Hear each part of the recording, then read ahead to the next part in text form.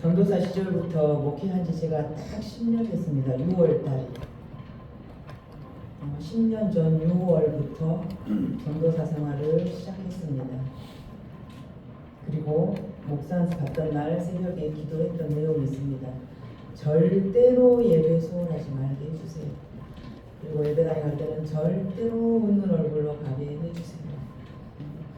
문 앞에, 예배당 문 앞에 다 내려두고 활짝 웃고 들어가게 해주세요. 오늘 새벽 간증을 제가 장로님께 하고 연구사님께 하고 또 지금 세 번째 말씀드리고 싶은데 꼭 말씀드리고 싶은데, 목회 10년 동안 예배를 한 번도 늦은 적이 없게 하셨던 하나님을 저는 확실히 믿었지만, 지난 일주일 동안 몸이 너무 안 좋았어요. 새벽 기도도 저희 집이 3층인데 1층까지 계단을 내려오다가 흔들흔들 어지러워서 다시 올라가면서 우리 장집사님께 문자를 했어요. 저 오늘 못 가니까 교회 단속 좀 하세요. 그런 일주일을 보내고 오늘 새벽부터 엄청난 방광염의 고통이 시작됐습니다. 한 발짝도 걸을 수가 없을 만큼. 용건사님께 또 7시에 전화했어요. 원사님 약 있죠? 나 좀 갖다 주세요. 원사님 8시도 안 돼서 교회에 오셨어요. 저 약 주기 위해서. 그런데요, 운전하고 천단에서 오면서 계속 기도했어요. 하나님, 이건 반칙입니다.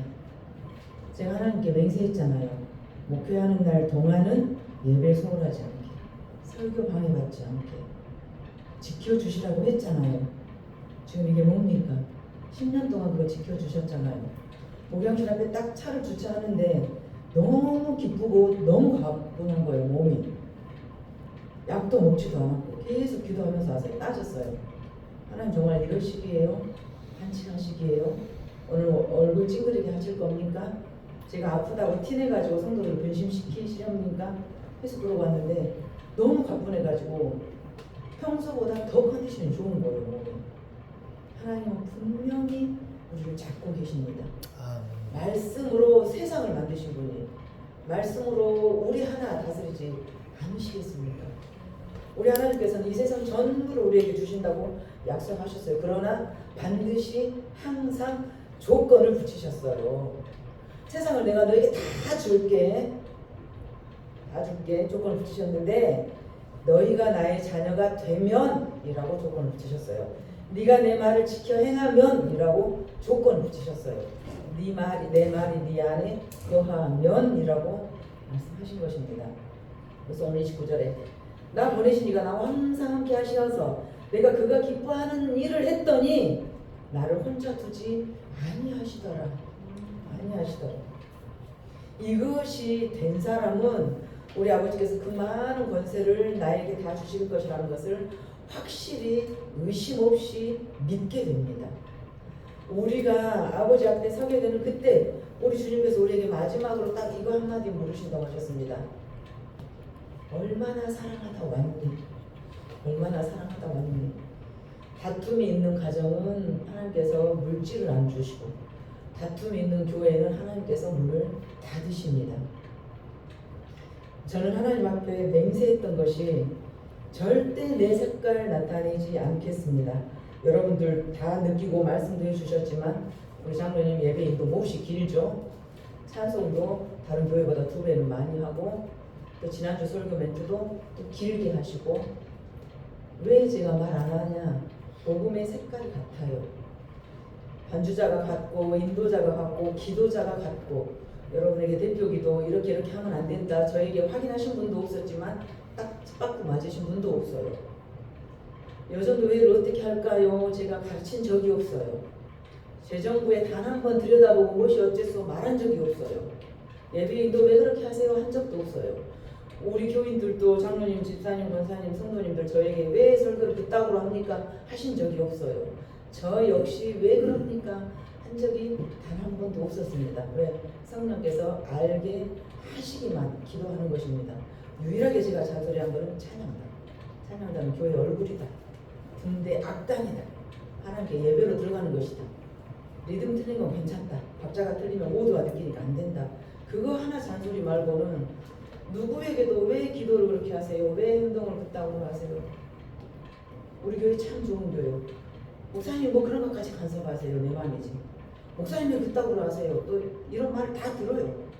아이고 내가 미쳤나 보요. 하나님께서 보실 때는 하나 된 마음, 하나 된 가정, 하나 된 교회가 아니면 절대 복을 안 주신 것을 제가 알기 때문입니다. 우리 부디 하나님 냄새가 나기를 소망합니다.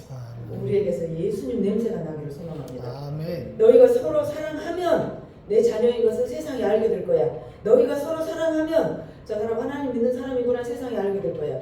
너희가 서로 사랑하면 내가 그곳에 복을 줄 거야. 진리를 알지니 그 진리가 우리를 자유케 하시기를 소망합니다. 우리는 모든 전통과 종교와 관습과 죄와 정신적 고통에서 병든 몸에서 묶여진 물질에서 이 시간 자유케 되기를 선포합니다. 아멘. 우리 최초 조상이었던 아담이 하나님의 형상으로 지음받아서 하나님이 주신 사랑하는 여자 하와와 아름답게 예쁘게 행복하게 하나님이 다 주셨어요. 그때는 땀 흘려 수고하지 않아도 됐고 수고로운 고통으로 해산하지 않아도 됐고 주신 파라다이스 에덴에서 너무너무 잘 살고 있었어요. 하나님과 이 사랑하는 아담 사이를 무엇이 간격을 벌여놓습니까? 죄가 들어옵니다. 이 사단이 죄를 물고 들어와요. 사랑하는 우리 치민이와 사랑하는 내 사이가 왜 멀어집니까? 죄를 지으면 멀어져요. 죄를 지으면 눈을 못 보고 죄를 지으면 거짓말을 했으면 눈을 못 보게 되고 거짓말을 했으면 관계가 멀어집니다. 이 아담과 하나님 사이에 아담으로부터 범죄케 해서 에덴 동산에 사단이 찾아와서 죄가 들어오면서 하나님과 교제가 끊어지게 됩니다. 죄는 사랑하는 관계를 무너뜨립니다. 우리는 내가 하나님 되고자 내가 하나님보다 더 높아서 인간의 욕망이 죄를 낳게 된 것입니다. 내가 하나님처럼 되고자 해서 너 이거 먹으면 하나님 될 거야. 네가 하나님보다 위에 갈 거야. 하나님의 통치로부터 자유하고 싶어서 그러나 오히려 죄의 종이 되고 죽음에 이르게 되고 병이 들게 되었습니다. 더 큰 비극은 죄의 종이 되어서 지금 살아가고 있음을 아직도 자각하지 못하고 내 마음대로 내 생각대로 고집하면서 살아가고 있다는 것입니다. 우리는 내 마음을 완전히 사단에게 통째로 내어준 것입니다. 이간질하고 분리시키는 것이 사단의 역할이에요. 그래서 관계를 멀어지게 하는 것이 사단의 역할이고 목적입니다. 그 죄는 하나님과의 내 관계를 단절시켜서 우리 70년대 80년대 TV 수신기 안테나가 바람 불고 잘못되면 지지지지지 하고 TV가 딱 끊겨요. 화면이 안 나와요. 하나님과 내 관계가 멀어지면 그 전파가 나에게 오지 않아서 내가 하나님의 응답대로 하나님 주신 복대로 살 수가 없어요. 죄는 하나님과 나 사이로 교제가 끊기게 하고 흐려지게 합니다. 판단력이 흐려지게 돼요. 죄에 빠진 우리는 하나님의 음성을 듣지도 못하고 그 사랑을 느끼지도 못하고 우리의 아버지가 바뀌어버립니다. 44절 읽어봅니다. 44절 시작. 너희는 너희 아비 마귀에서 났으니 너희 아비의 욕심대로 너희도 행하고자 하느니라. 그는 처음부터 사탄이라 진리가 그 속에 없으므로 진리에 서지 못하고 거짓을 말할 때마다 죄로서 말하니 이는 그가 거짓말쟁이요 거짓의 아비가 되었습니다. 아버지를 바꿔버렸어요. 우리는 사단에게 내 마음을 내어줌으로써 하나님과의 관계가 끊겼습니다. 자, 그러면 우리가 할 일은 무엇이냐를 오늘 설교해 드리겠습니다. 예수님은 사역을 시작하실 때 40일 금식 기도를 마치시고 사역을 시작하실 때 먼저 하신 일이 마귀의 시험을 물리치는 일이었습니다. 너 하나님이면 이거 돌이 떡이 되게 해봐. 너 거기서 뛰어내려 봐봐. 네가 하나님이면 말이 한번 보여줘봐. 너 힘 세대며 했을 때 주 너의 하나님을 시험하지 말라. 사람이 떡으로만 사는 것이 아니고 하나님의 말씀으로 사는 것이 하나님을 시험하지 말라. 우리 몸 안에 바이러스가 들어오면 그곳만 상하는 게 아니라 내 몸 전체가 그 바이러스에 감염되게 됩니다. 내가 내 마음의 뒷문을 활짝 열어두고 아무나 들어와게 나가게 했더니 마귀가 푹 들어와서 하나님과 나 사이를 단절시켜 놓았습니다. 지금 이것이 복음입니다. 그 자리가 마귀가 하나님을 대신합니다.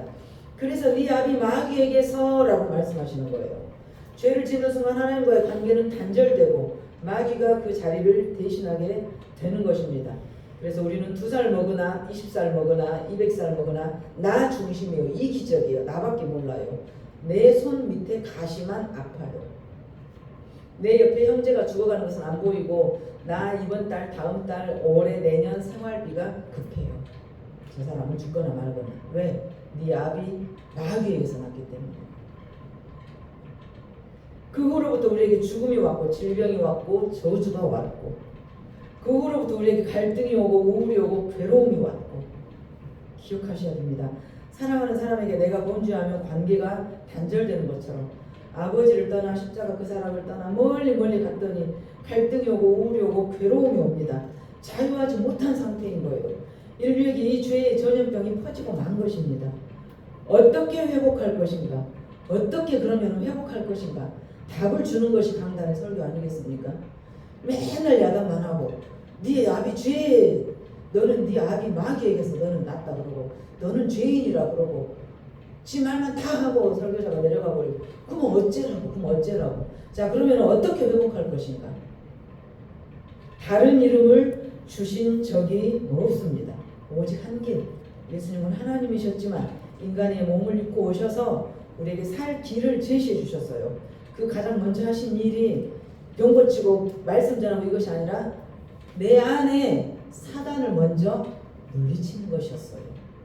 여러분들 깨끗이 청소 먼저 하십시오. 내 안에 모든 생각과 관념과 이성과 지성과 사고의 판단의 이기적인 틀을 종교적 관습, 습관, 전통, 율법, 미신 이런 것들을 먼저 처리를 하세요. 처리를 하셔야 하나님께서 구하실 수 있다는 것입니다. 마귀를 먼저 잡으셨어요. 우리 예수님께서는. 따라다니던 제자들은 이해가 되지 않았어요. 이제껏 율법을 배웠기 때문에 그들은 뭐 하나님이라면서 뭐 저러고 있어. 그 고정관념을 깨지 못하는 것입니다.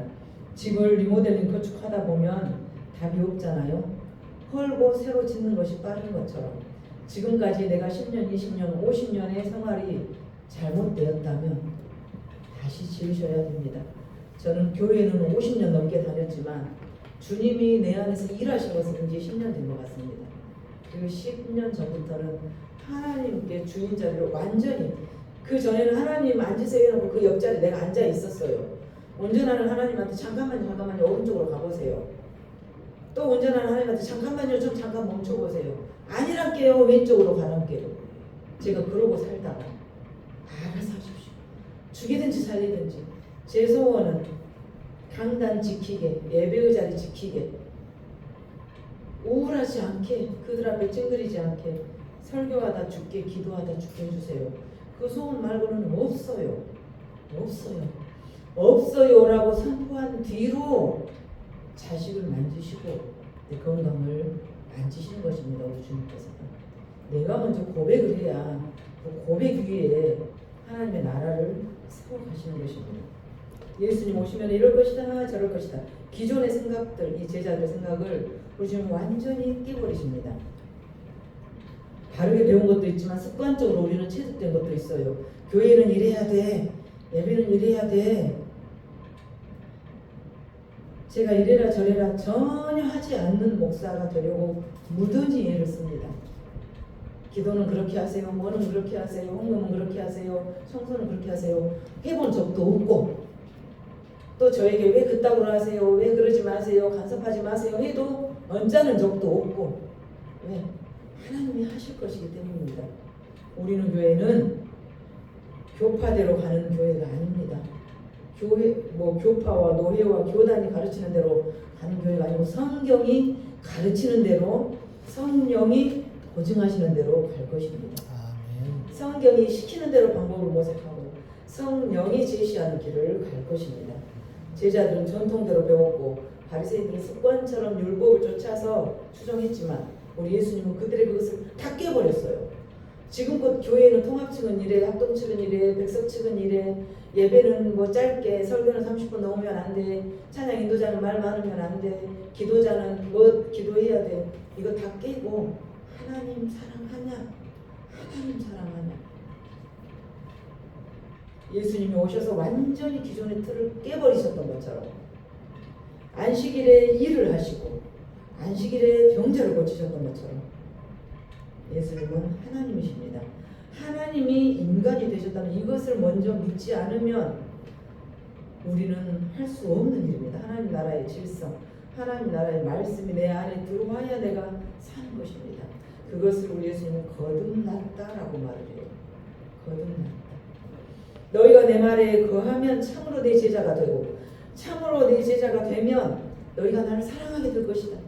너희가 내 말에 거하면 내 제자가 되고, 네가 나를 사랑하면 내 제자가 되고, 네가 내 제자가 되면 열매를 보일 것이다. 말씀이 네 안에 거하면 원수도 사랑하게 될 것이다. 원수도 사랑하면 많은 열매가 맺힐 것이다. 결국은 나무가 자라고 이파리가 무성해지는 것이 목적이 아니라 열매가 목적이에요. 이파리가 아무리 반짝반짝 휘황찬란해도, 사과나무가 아무리 휘황찬란해도 사과가 열려야 사과나무의 역할을 다한 것입니다. 교회가 아무리 번들어하게 아무리 멋지고 우리가 훌륭해도 그 안에 성령의 열매가 없으면 역할을 못한 거예요. 열매를 맺는 것이 예수님의 제자다. 내가 교회도 열심히 다녔고 헌신봉사했고 예수 이름으로 귀신도 쫓아냈다. 그런데 우리 주님께서는 나는 도무지 너를 모른다. 불법을 행한 자. 나는 너 도저히 몰라. 예수님 뭔 말이에요. 제가 목사도 했고 헌금도 많이 했고 봉사도 많이 했고 가난한 사람도 도왔고 전도도 얼마나 많이 했는데 예수님 어떻게 나를 모른다고 하세요. 너 몰라. 내가 아플 때 네가 나를 도와주지도 않았고, 내가 가난해서 굶고 있을 때 너 나 도와주지도 않더만. 제가 언제 그랬어요. 예수님 네 옆에 저기 김집사가 엄청 힘들 때 너 모른 척 고개 돌리더만. 네 옆에 이 집사가 아파 죽는다고 날릴 때 너는 바쁘다고 가보지도 않더만. 그것이 나였어 라고 하시는 거예요. 우리 그때서 발 동동 구리고 발등치고 후회하고, 아이고 좋게 예수님이라고 미리 말해주지. 그러면 제가 진수성찬에 대접하고 얼마나 잘했을 텐데 예수님이라고 말을 안 해주니까 그랬죠. 그 김집사 이집사였으니까 제가 안 했던 거죠. 그 사람은 내가 봤을 때 믿음이 아니니까, 그 사람은 내가 판단했을 때 가짜니까, 그 사람은 내가 판단했을 때 하나님 사람 아니니까 안 했던 거예요. 근데 예수님은 네가 나를 모른 척 하더라 라고 말씀하신다는 거예요. 우리 평생 열심히 신앙생활하고 열심히 기도했으니 예수님이 근데도 나 너 모른다면 어떻게 할까요? 어떻게? 이 말씀은 너희에게 진리를 줄 것이고 그 진리가 너희를 자유케 할 것이다. 구원은 해방입니다. 전쟁과 투쟁에서 해방이 아니고 죄로부터 해방되고 질병에서 해방되고 죽음이 내가 내일 죽는 날이라 해도 오늘 괜찮고 물질적 가난해도 나 괜찮고 저주로부터 해방되고 이것이 신앙생활인 것입니다. 우리는 모두 다 묶여 있어요. 이 걱정 저 걱정 이 근심 저 근심 많은 걱정 근심 염려로 묶여 있어요. 이런 걱정 근심 염려의 성 안에 우리 스스로가 가두어져 있어요. 문제 안 잠궈졌는데 내가 그 안에서 안 나오고 있어요. 못 나오고 있어요. 힘이 없어서 눌려버려서 우리는 자유하지 못합니다. 우리는 죄가 시키는 대로 살고 탐욕이 시키는 대로 살고 내 욕망이 시키는 대로 살고 그 밑에 노예가 이미 되어버려서 우리의 모든 묶임과 매임으로부터 자유케 되기를 선포합니다. 그러기 위해서 예수님이 이 땅에 오신 것입니다. 너는 할 수 없으니까. 사람은 살다가 죽는 날까지 근심, 걱정, 염려를 할 수밖에 없게 생겨 먹었으니까 나를 주인으로 바꾸렴. 나를 주인으로 바꾸렴. 교회 생활하는데 신앙생활하는데 점점 무거워지고 힘들어지고 그 신앙이 부담스러워지고 한다면 지금 잘못 가고 있는 것입니다. 예수님 우리를 자유하게 하려고 오셨어요. 그런데 그 교회 생활이 내가 힘들고 그 교회 생활에 내가 매였고 갈수록 부담스러워 죽겠고 그러면 지금 잘못하고 있는 거예요. 오직 의인은 믿음으로 말미암아 산다라고 사도 바울이 로마서에서 말씀해서 오직 의인은 믿음으로 산다. 돈으로 사는 것이 아니고 명예로 사는 것이 아니고 믿음으로 산다. 복음이야말로 모든 자에게 구원을 주는 하나님의 능력이라고 바울은 고백합니다. 진리이신 그분을 그리스도로 믿는 것입니다. 진리이신 그분이 나의 주인 되는 것입니다. 우리는 다 맡기고 시킨 일만 했을 때 가장 자유한 것입니다. 내가 네 다 알아서 해줄게. 10살 때 엄마한테 돈 주라고 하면 돈 주고 밥 주라고 하면 밥 주고 얼마나 자유합니까? 그러나 20살이 되어서 이제 내가 세상을 살아가야 되니까 그때부터 모든 근심, 걱정, 염려, 세상 모든 걱정이 내 것이 되는 것입니다. 내가 알아서 해야 되니까. 혹시 지금도 괴로우시다면 내가 알아서 하려고 하니까 괴로운 것입니다. 저는 이거 자신 있게 말씀드립니다. 내가 알아서 하려고 하지 마세요. 몹시 괴롭고 힘들어요. 주님 알아서 하세요. 바꿔주십시오. 주님이 일하게 좀 시간을 주십시오. 진리는 예수님으로부터 오는 것이고 그 예수님 진리를 알게 되면 네가 자유하게 될 것이다. 이 진리는 죄와 두려움과 우리의 모든 매임으로부터 해방시키는 능력이 있습니다. 여러분 지금 무엇에 묶여 있나요? 혹시 어떤 사람에게 묶여 있나요? 사람들의 시선에 묶여 있나요? 과거의 상처나 다음날 어떻게 살아갈까 두려움에 묶여 있습니까? 저는 국민연금 계산해 보니까 몇 년 후에 국민연금 43만 원 나옵니다. 이렇게 무엇이 조회가 됩니까? 우리 박한나 집사님이 보여줬어요. 저는 많다고 보여준 거예요. 나 국민연금 43만 원이나 나오는데 엄청 많아가지고 자랑을 한 것입니다.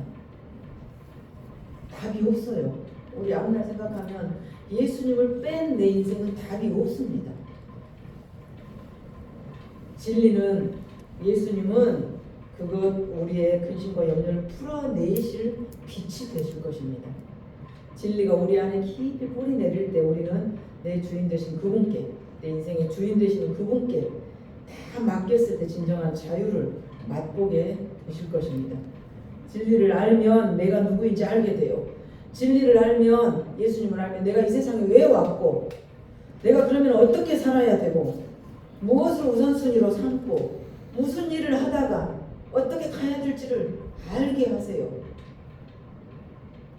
어느 누구와 불편한 관계 있을 때 우리는 기쁨이 없고 온통 우울하고 마음이 어렵습니다.